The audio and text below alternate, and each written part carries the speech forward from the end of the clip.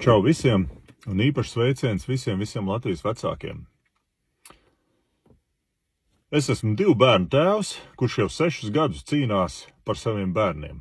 Tādēļ nedaudz vēlējos ar jums padalīties savā pieredzē, kas tad patiesībā ir bāriņtiesa un ar ko tā īsti nodarbojas.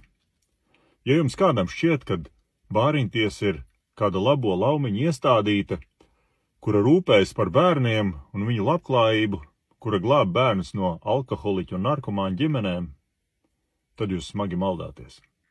Tā nav.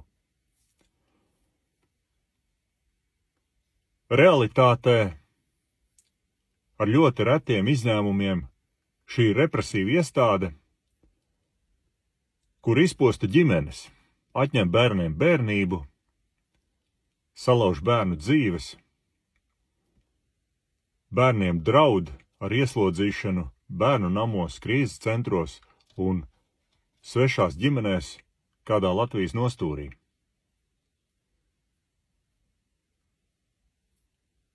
Šī iestāde piedalās bērnu atsvešināšanā no viena vai otra vecāka, un bieži viņi strādā pēc kāda pasūtījuma, ne bērnu interesēs.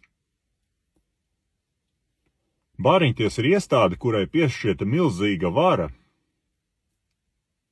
lemt par cilvēku likteņiem, bet patiesībā to darbiniekiem nemaz nav atbilstošas juridiskās izglītības, lai ko tādu lemtu.